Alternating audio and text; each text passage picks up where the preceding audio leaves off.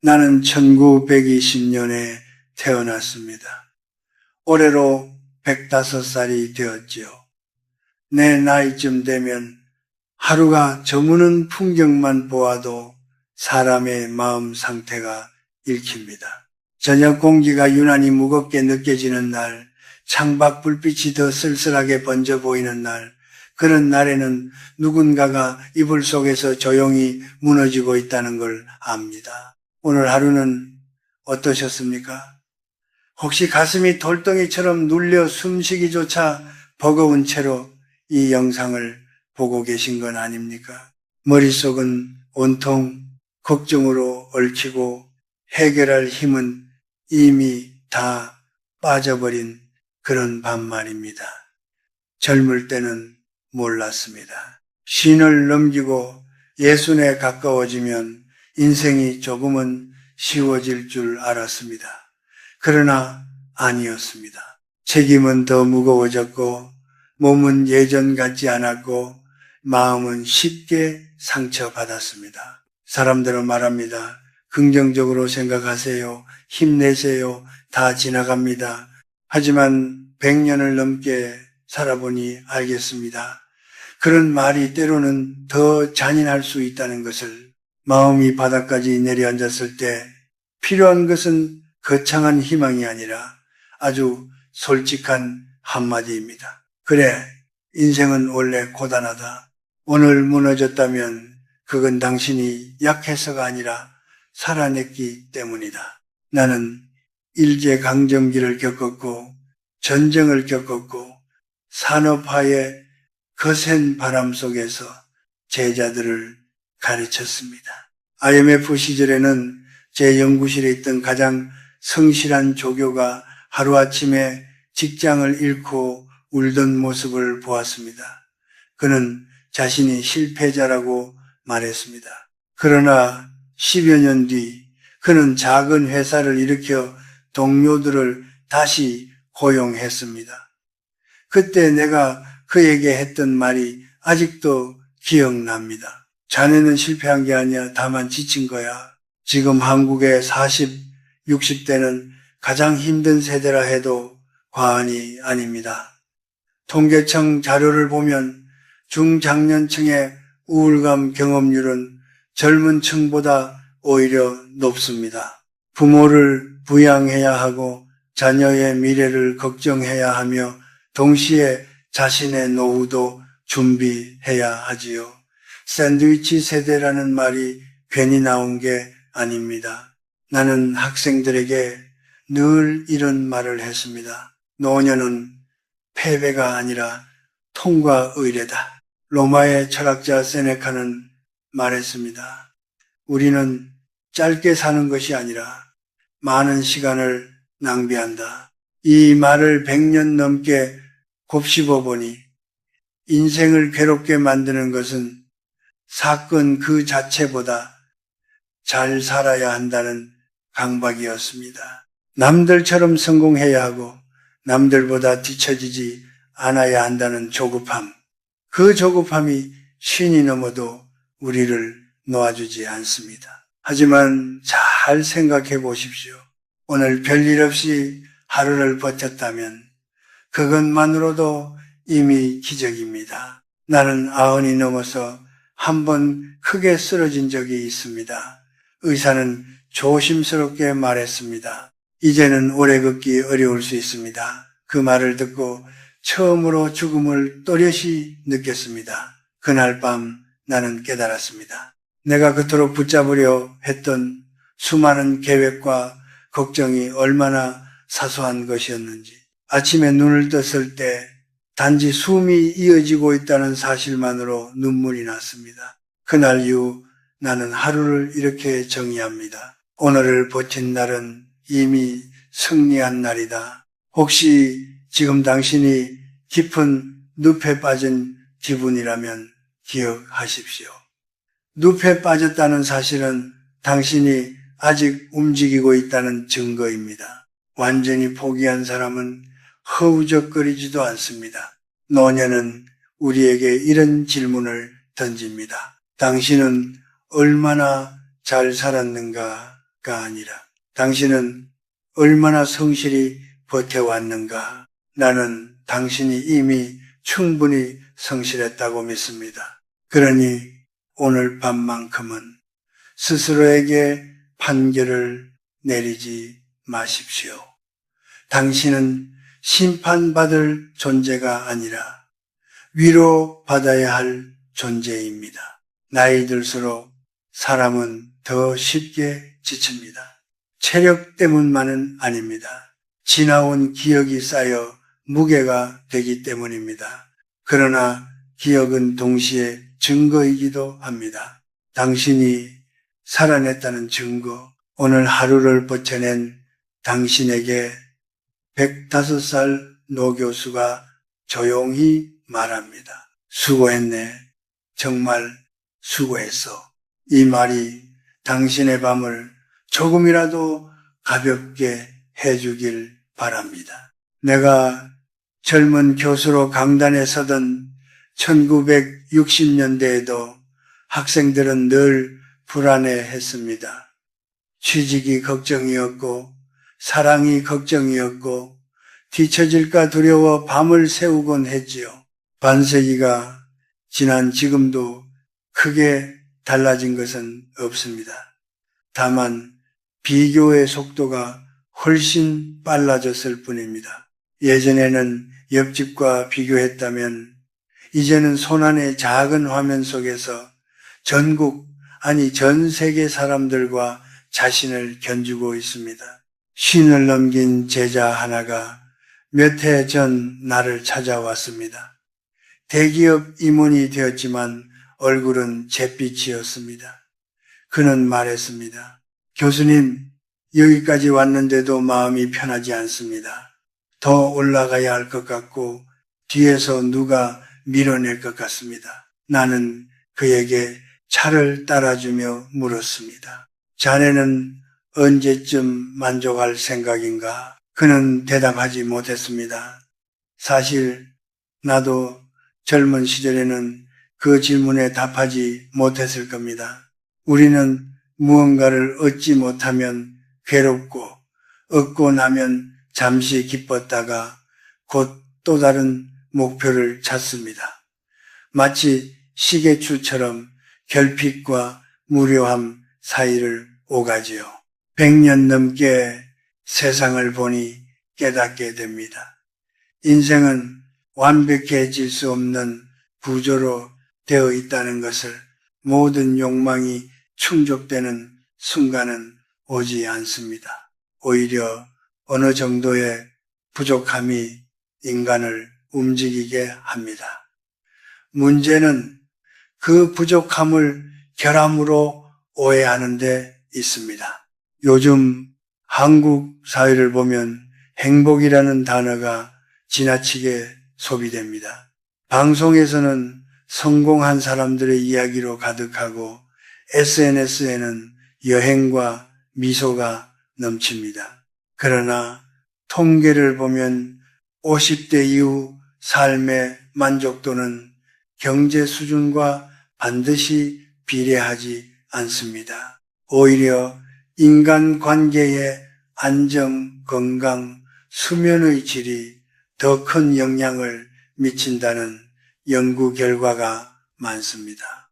나는 이 사실을 내 삶으로 증명해 왔습니다. 전쟁 직후 먹을 것이 부족하던 시절에도 동료들과 따뜻한 국 한 그릇을 나누며 웃었습니다. 반면 경제적으로 가장 여유롭던 시기에도 마음이 허전했던 적이 있었습니다. 그때 나는 알았습니다. 행복은 무엇을 더 얻는 것이 아니라 더 잃지 않는 상태에 가깝다는 것을. 중년에 접어들면은 우리는 두려워집니다. 젊음이 멀어지고 선택의 폭이 줄어들고 실수의 여지가 적어집니다. 그래서 더 애쓰게 됩니다. 더 완벽해지려고, 더 인정받으려고. 그러나 나이든 지금 나는 이렇게 말하고 싶습니다. 완벽하려는 욕망이야말로 우리를 가장 빨리 늙게 만든다. 내 동료 교수 한 분은 은퇴 직전까지 논문 실적에 매달렸습니다. 마지막까지 최고로 남고 싶다며 건강을 돌보지 않았지요. 결국 은퇴 후 3년도 채 지나지 않아 세상을 떠났습니다. 장례식장에서 나는 그의 아내에게 들었습니다. 그 사람은 늘 바빴어요. 그런데 막상 시간이 생기니 몸이 남아있지 않았네요. 그 말이 아직도 내 가슴에 남아있습니다. 신과 예수는 정점이 아니라 방향을 바꿀 수 있는 시기입니다. 우리는 더 이상 오르기만 하는 산을 오를 필요가 없습니다. 때로는 내려오며 풍경을 보는 법을 배워야 합니다. 내려오는 길이 곧 실패는 아닙니다. 그것은 다른 능력입니다. 균형의 능력, 포기의 지혜, 그리고 만족의 기술. 나는 105해를 살며 수많은 성공과 실패를 보았습니다. 결국 오래 평온했던 사람들은 공통점이 있었습니다. 남보다 빨리 달린 사람이 아니라 자기 속도를 인정한 사람들이었습니다. 지금 당신이 불안한 이유는 어쩌면 아직도 남의 속도로 살고 있기 때문일지 모릅니다. 비교는 중년의 심장을 갉아먹는 가장 날카로운 칼입니다. 그러나 그 칼은 밖에 있는 것이 아니라 우리 손에 들려 있습니다. 내려놓을 수 있습니다. 당신은 이미 충분히 달려왔습니다. 나이 든다는 것은 욕망이 사라지는 것이 아니라 욕망을 다루는 법을 배우는 과정입니다. 나는 요즘 이렇게 생각합니다. 오늘 크게 불행하지 않았다면 그게 이미 큰 행운이다. 젊을 때는 이 말이 비겁하게 들렸습니다. 하지만 이제는 압니다. 큰 파도 없이 지나간 하루가 얼마나 값진지. 당신이 오늘 치열하게 살았기에 이렇게 지쳐 있는 것입니다. 그러니 스스로를 다그치지 마십시오. 완전해지려는 마음을 잠시만 쉬게 하십시오. 인생은 애초에 완성품이 아닙니다. 우리는 미완성인 채로도 충분히 존엄합니다. 내가 아흔을 넘긴 뒤에도 비교적 또렷한 정신을 유지할 수 있었던 이유를 묻는 사람들이 많습니다. 그럴 때마다 나는 조금 민망한 표정으로 대답합니다.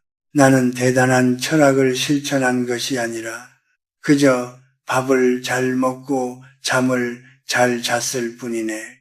사람들은 웃지만 나는 이 말을 진심으로 합니다.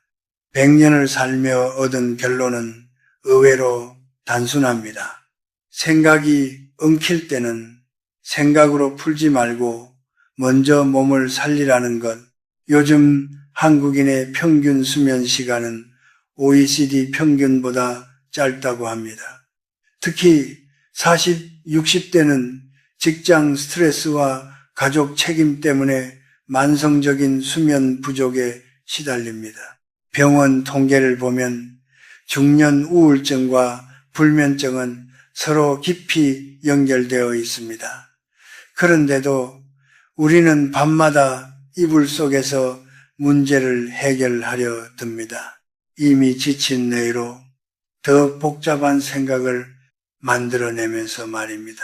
나는 젊은 시절 연구에 몰두하다가 며칠씩 잠을 줄여본 적이 있습니다. 그때는 스스로 대단하다고 여겼습니다. 그러나 60을 넘긴 어느 날 과로로 쓰러졌습니다. 병상에 누워 천장을 바라보며 깨달았습니다. 내가 정신력이라고 믿었던 것은 사실은 체력을 갉아먹는 오만이었다는 것을 그날 이후 나는 규칙을 만들었습니다. 아무리 급한 일이 있어도 밤 10시를 넘기지 않는다. 하루 한 번은 반드시 햇볕을 본다. 밥은 허기를 달래는 수준이 아니라 몸을 존중하는 마음으로 먹는다. 수면은 도피가 아닙니다. 나는 잠을 매일의 재탄생이라고 부릅니다. 잠드는 순간 우리는 하루 동안 쌓인 상처를 내려놓습니다. 과학적으로도 그렇습니다. 깊은 수면 동안 뇌는 노폐물을 정리하고 감정의 균형을 회복합니다. 아침이 되면 같은 세상인데도 다르게 보이는 이유가 여기에 있습니다. 내가 92에 크게 알았을 때의 일입니다. 의사는 회복이 더딜 것이라 했습니다. 그러나 나는 병상에서도 일정한 시간에 눈을 감고 소량이라도 영양을 섭취했습니다. 간호사는 말했습니다. 어르신은 참 차분하시네요. 나는 속으로 웃었습니다. 차분한 것이 아니라 몸이 회복되면 마음은 저절로 따라온다는 걸 알았기 때문입니다. 정신력은 체력에서 나옵니다.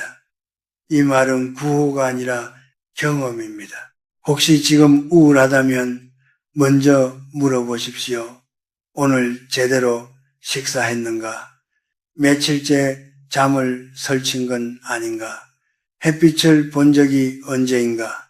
우리는 마음이 아프다고 생각하지만 실제로는 몸이 울고 있는 경우가 많습니다. 나는 젊은 제자들에게도 늘 말했습니다. 지친 상태에서 내린 결론은 유효 기간이 짧다. 밤에 쓴 사직서는 아침에 다시 읽어보면 다르게 느껴집니다. 부부싸움도 마찬가지입니다. 피곤한 상태에서는 사소한 말이 칼이 됩니다. 그러나 푹 자고 난 뒤에는 같은 말이 덜 날카롭게 들립니다. 쉰이 넘으면 회복 속도가 느려집니다. 그래서 더 의도적으로 몸을 돌봐야 합니다.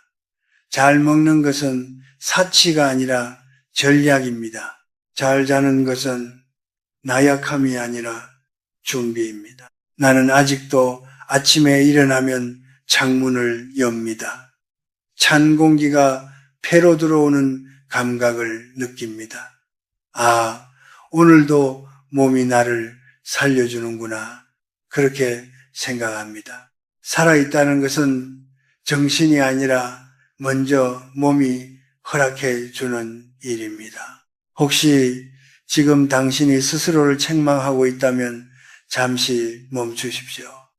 당신은 게으른 것이 아니라 방전된 것일 수 있습니다. 방전된 배터리를 꾸짖어도 불은 켜지지 않습니다. 충전해야 합니다. 충전기는 거창하지 않습니다.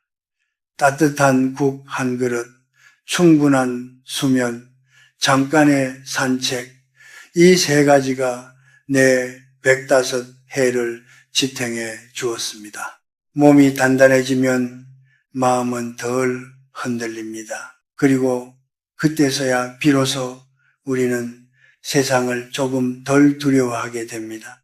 100년을 살며 내가 가장 오래 배운 과목이 있다면 그것은 인간 관계였습니다.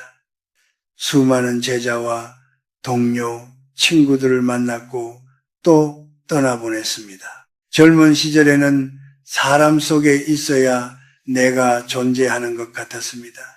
강단에 서고 토론을 하고 박수를 받는 순간에만 내가 가치 있는 사람처럼 느껴졌지요. 그러나 나이가 들수록 깨닫게 됩니다. 사람은 군중 속에서가 아니라 혼자 있는 시간 속에서 비로소 자기 얼굴을 되찾는다는 것을, 중년이 되면 인간관계는 더 복잡해집니다. 직장에서는 후배와 상사 사이에서 끼어 있고, 가정에서는 부모와 자식 사이에서 중심을 잡아야 합니다. 누구의 기대도 저버릴 수 없다는 부담이 어깨를 누릅니다. 통계에 따르면 50대의 스트레스 주요 원인 중 상당 부분이 인간관계와 가족 책임이라고 합니다. 나이 들어갈수록 외로움보다 관계의 피로가 더 큰 문제가 되는 것이지요. 나는 63세 아내를 먼저 떠나보냈습니다. 평생 곁에 있을 줄 알았던 사람이 어느 날 사라졌습니다.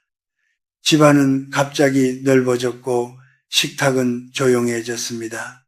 그 고요가 처음에는 견딜 수 없었습니다. 나는 일부러 약속을 만들고 사람들을 불러 모았습니다. 그러나 집으로 돌아오면 더 큰 허전함이 밀려왔습니다. 어느 날 문득 깨달았습니다. 내가 두려워한 것은 고독이 아니라 고독 속에서 드러나는 나 자신이었다는 것을. 나는 그날 이후 혼자 밥을 먹는 연습을 했습니다. 천천히 씹으며 음식의 온도를 느끼고 숟가락이 그릇에 닿는 소리를 들었습니다. 처음에는 쓸쓸했지만 시간이 지나자 이상하게도 마음이 가라앉았습니다. 누군가의 시선을 의식하지 않아도 되는 시간, 설명하지 않아도 되는 시간, 그 시간이 나를 다시 단단하게 만들었습니다. 사람들은 고독을 실패로 여깁니다. 친구가 줄어들고 연락이 뜸해지면 내가 뒤처진 것처럼 느낍니다. 그러나 나는 100년을 살며 보았습니다. 끝까지 평온했던 사람들은 혼자 있는 시간을 두려워하지 않았습니다. 오히려 그 시간을 통해 관계의 균형을 배웠습니다. 고슴도치는 너무 가까이 모이면 서로를 찌르고 너무 멀어지면 얼어 죽는다고 합니다. 인간도 비슷합니다. 지나치게 가까우면 상처가 생기고 지나치게 멀어지면 외롭습니다. 중요한 것은 거리를 조절하는 능력입니다. 그리고 그 조절은 오직 혼자 있을 때 가능해집니다. 혹시 지금 누군가의 말 한마디에 마음이 무너졌다면 잠시 물러서십시오. 설명하려 애쓰지 말고 이해받으려 매달리지 마십시오. 고독은 패배가 아니라 회복입니다. 숨을 고르는 시간입니다.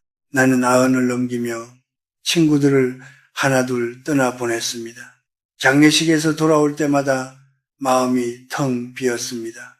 그러나 동시에 이런 생각이 들었습니다.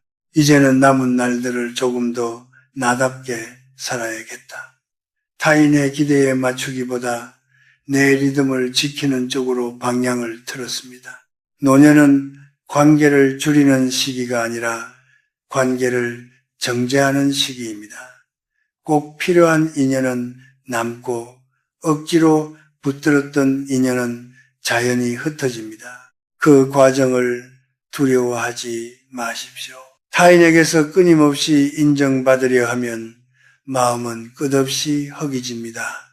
그러나 내가 나를 인정하기 시작하면 관계는 훨씬 가벼워집니다. 나는 이 정도면 충분하다. 이 문장을 마음속에 새기는 순간 세상의 평가가 덜 위협적으로 들립니다. 나는 이제 하루에 몇 통의 전화만 받습니다. 대신 긴 산책을 합니다. 나무를 보고 하늘을 올려다보고 스스로에게 묻습니다. 오늘 나는 나를 존중했는가? 고독은 나를 버리는 시간이 아니라 나를 회복하는 시간입니다. 중년 이후의 삶에서 가장 중요한 관계는 배우자도 자식도 동료도 아닙니다. 바로 나 자신과의 관계입니다. 그 관계가 안정되면 세상은 조금 덜 거칠게 느껴집니다. 이제 나는 하루를 맞이하는 방식이 젊을 때와 완전히 다릅니다. 예전에는 눈을 뜨자마자 해야 할 일부터 떠올렸습니다. 강의 준비, 원고 마감, 약속 시간. 그러나 100년을 넘게 살고 보니 아침은 해야 할 일을 떠올리는 시간이 아니라 살아있음을 확인하는 의식이라는 걸 알게 되었습니다. 나는 아직도 아침에 눈을 뜨면 잠시 가만히 누워 있습니다. 심장이 뛰는 소리를 듣고 숨이 드나드는 감각을 느낍니다. 그리고 속으로 이렇게 말합니다. 오늘도 다시 시작할 수 있구나. 요즘 세상은 눈을 뜨자마자 우리를 전쟁터로 끌어냅니다. 스마트폰 화면 속에는 타인의 성공, 자극적인 뉴스, 비교와 경쟁의 언어가 가득합니다. 특히 40, 60대는 경제기사, 건강정보, 자녀 소식에 더 예민해집니다. 아침에 맑은 정신이 순식간에 불안으로 물들지요. 나는 제자들에게 늘 당부했습니다. 깨어난 직후 1시간은 남에게 주지 말게. 그 시간은 하루의 청춘과도 같습니다. 밤사이 잠이 마음을 씻어 놓았는데 눈을 뜨자마자 세상의 소음으로 다시 더럽히지 말라는 뜻입니다. 한국은 이제 평균 기대 수명이 83세를 넘는 사회입니다. 100세 시대라는 말도 더 이상 낯설지 않습니다. 그러나 오래 사는 것보다 더 중요한 것은 어떻게 사느냐입니다.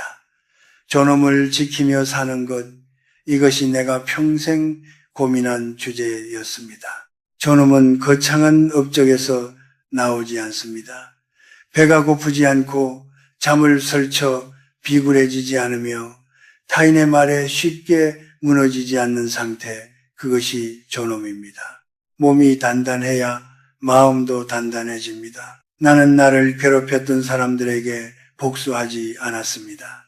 대신 더 잘 먹고, 더 잘 자고, 더 차분히 하루를 시작했습니다. 세상이 나를 흔들어도 내가 무너지지 않으면 그것으로 충분했습니다. 최고의 응수는 건강한 얼굴로 아침을 맞이하는 것입니다. 혹시 지금 이 영상을 밤에 보고 계신다면 부탁이 하나 있습니다. 끝나면 스마트폰을 내려놓으십시오. 해야 할 일 목록도 잠시 잊으십시오. 이불의 감촉을 느끼고 몸이 침대에 기대는 무게를 느끼십시오. 당신은 이미 오늘을 버텨냈습니다. 그리고 내일 아침 눈을 뜨면 곧장 화면을 켜지 마십시오. 창문을 열고 공기를 들이마시십시오.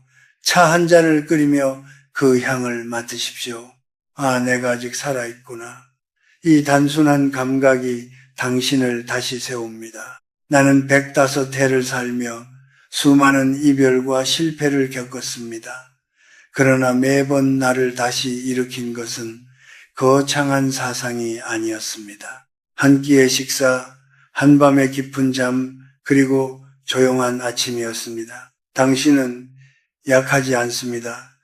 단지 잠시 지쳤을 뿐입니다. 지친 사람에게 필요한 것은 비난이 아니라 휴식입니다. 오늘 밤은 죄책감 없이 쉬십시오.